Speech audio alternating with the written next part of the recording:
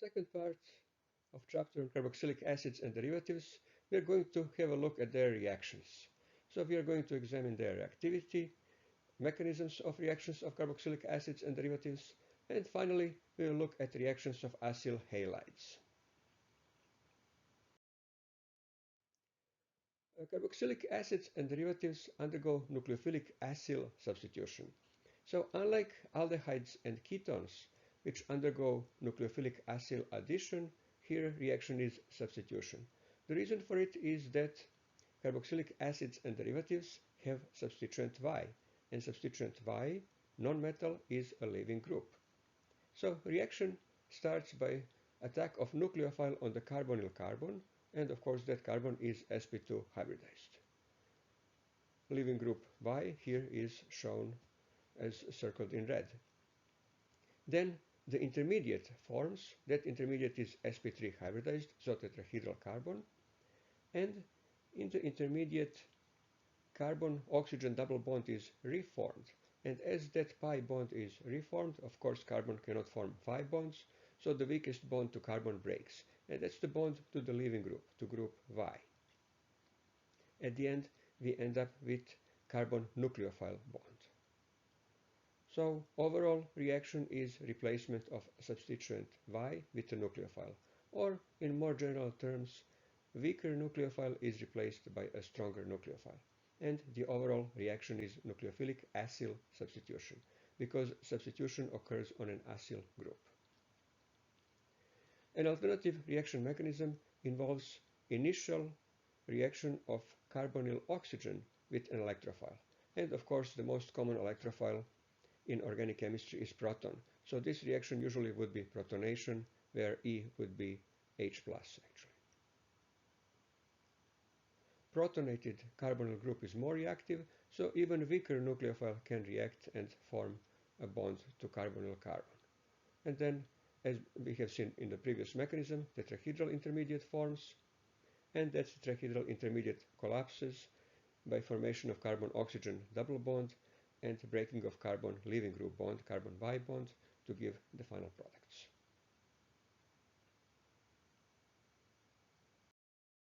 Carboxylic acids and derivatives are characterized by non-metal substituent. Substituent shown here as Y, that is attached to carbonyl carbon. And that substituent has considerable effect on their reactivity. To examine that effect, we will compare their reactivity with that of aldehydes and ketones. Aldehydes and ketones can be represented with these two resonance structures shown in the blue square or the blue box. So there is charge separation between carbonyl carbon and carbonyl oxygen that is shown in resonance structure on the right, where carbon is positive end of the dipole and oxygen negative end. Or we can show partial charges as in this formula highlighted in yellow. So that would be a case of aldehydes and ketones.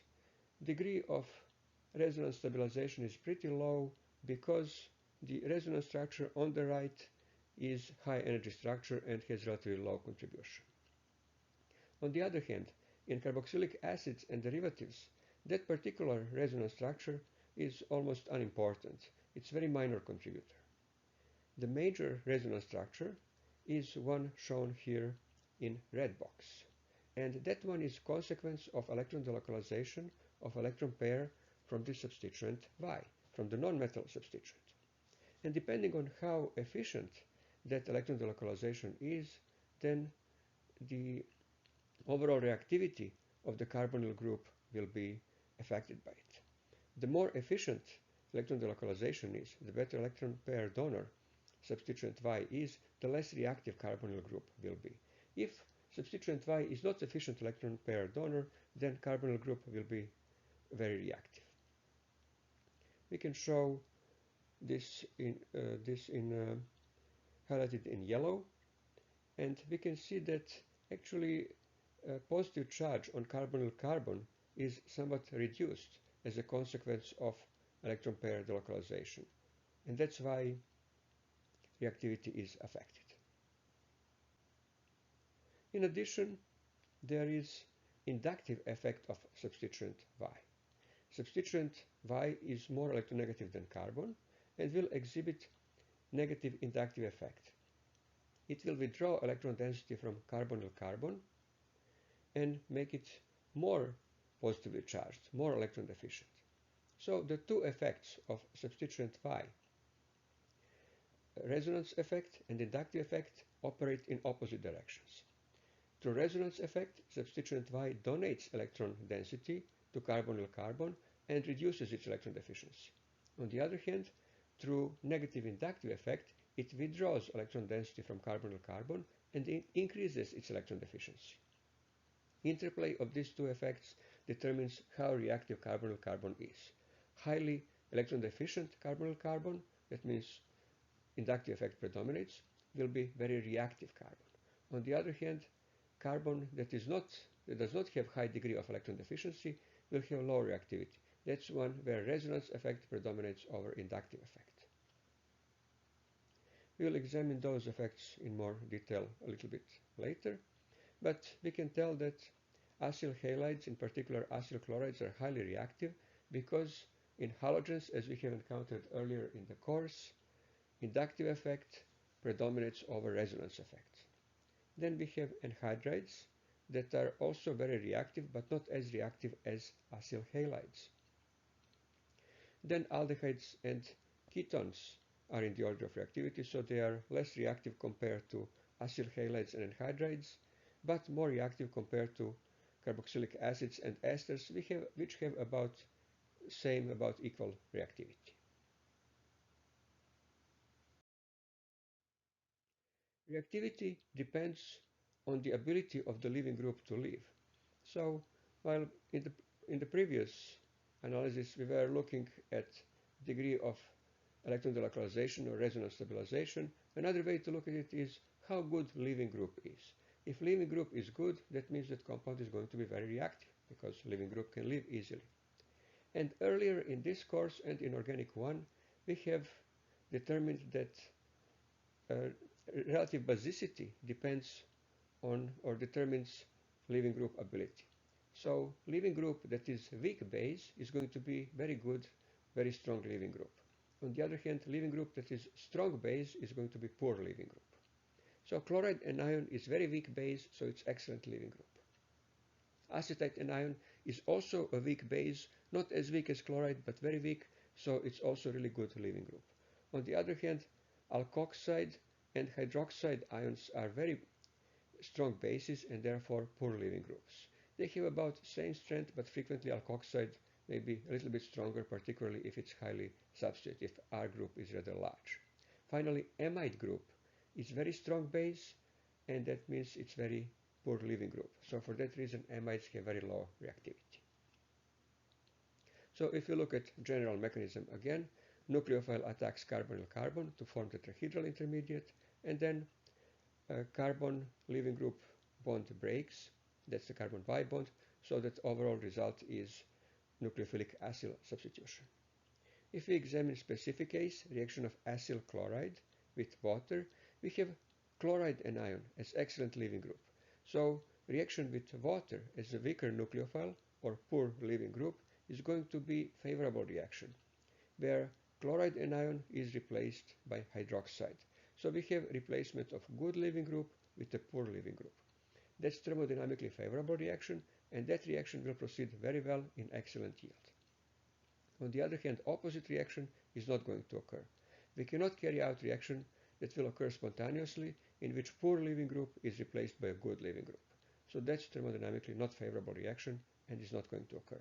And so you can use that as a guide, which reaction will be spontaneous and which will not be. As a general rule, a better leaving group will always be replaced by an inferior leaving group. And you can use the order shown at the top here to determine what is better leaving group and what is inferior leaving group. Here is another way to represent reactivity of carboxylic acids and derivatives. Reactivity is related to their stability, and that's another way to look at it. So highly stable compounds have low reactivity and unstable compounds have high reactivity. So acyl chlorides have high reactivity and are highly unstable. So acyl chlorides are unstable, and consequence of their low stability is high reactivity. They are unstable because of the strong negative inductive effect of chlorine atom and low positive resonance effect, low electron donation through electron delocalization. Another way to look at it, to put it, is that chlorine is a good leaving group, and that's why they are unstable. And then similar analysis could be applied to anhydrides, which we'll be doing a little bit later. And anhydrides have second lowest stability. So they are a little bit more stable compared to acyl chlorides, but less stable compared to other carboxylic acids and derivatives.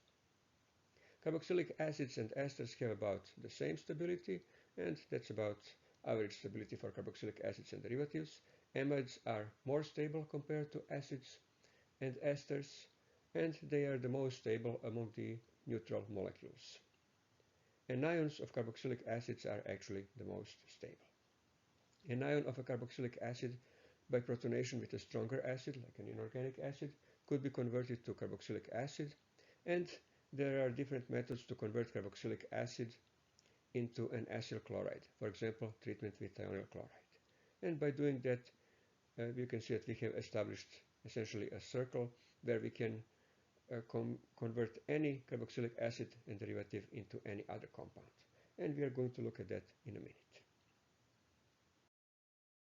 So if we want to convert any carboxylic acid or derivative into any other compound, we can start in this scheme at any point and end up with any other compound.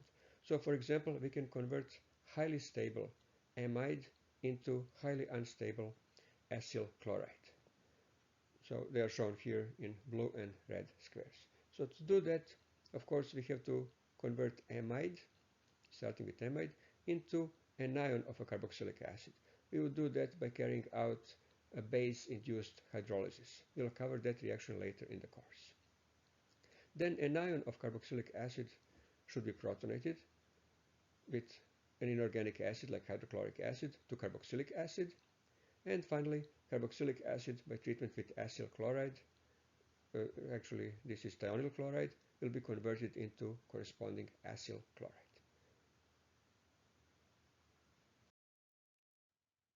Mechanism of nucleophilic acyl substitution reactions involves attack of the nucleophile on the carbonyl carbon. If a nucleophile is charged as a hydroxide anion, then attack of the nucleophile results in formation of, so this will be charged nucleophile, results in formation of tetrahedral intermediate.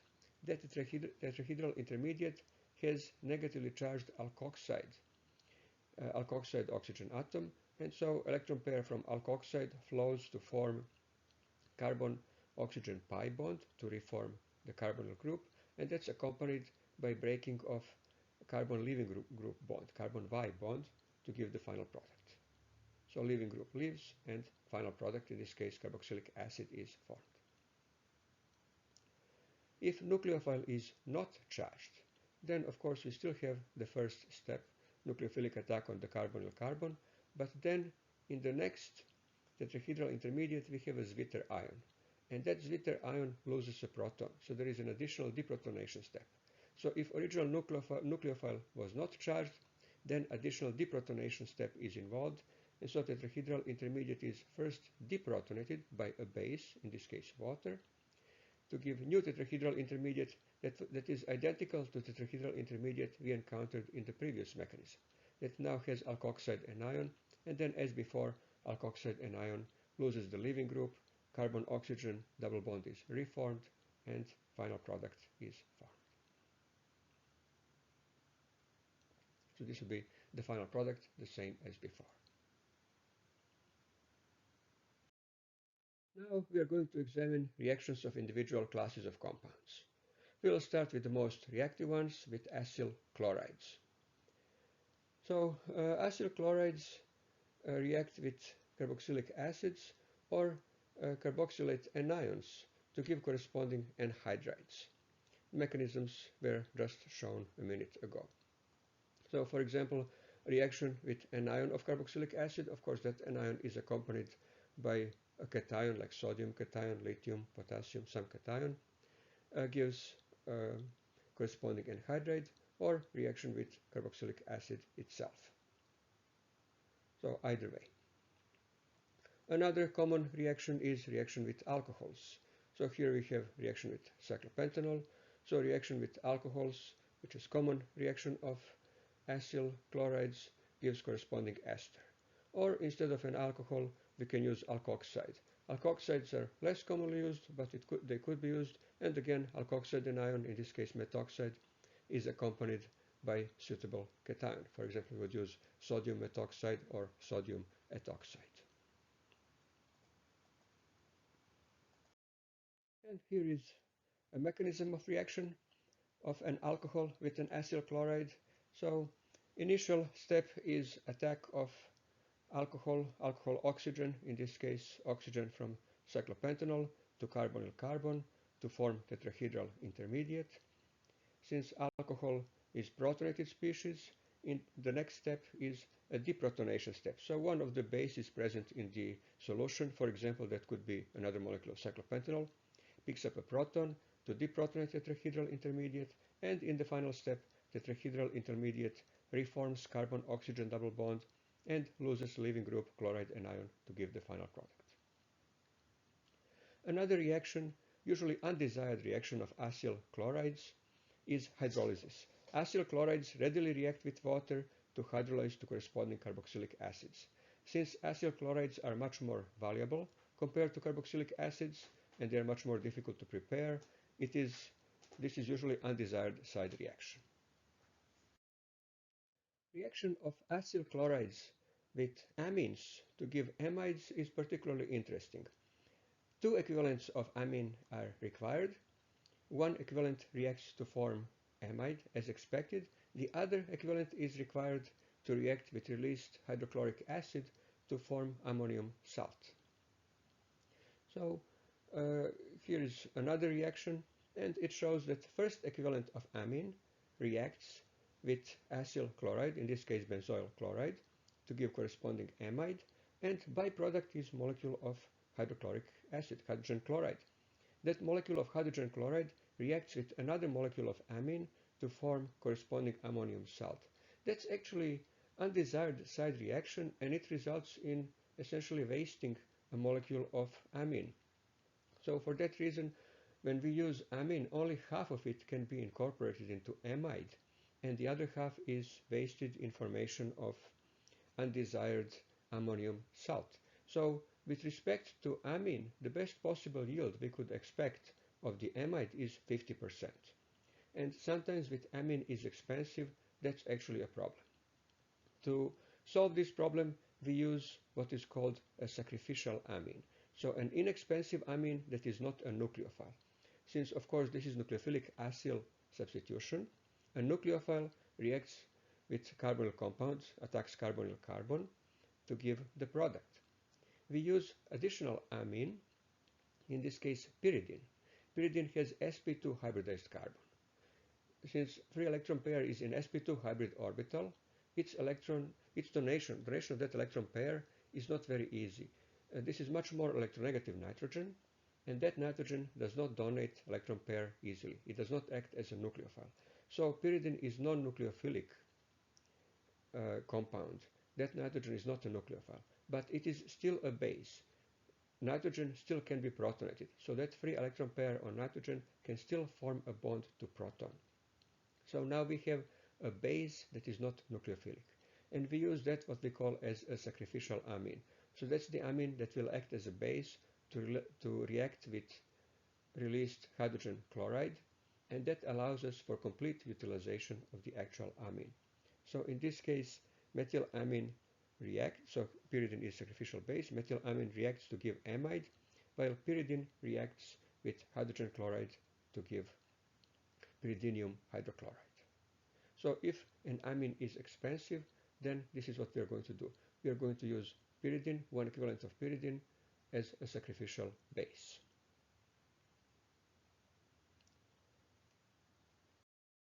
And this completes this second part of our chapter on carboxylic acids and derivatives. And next, in the third part, we'll be looking at more reactions.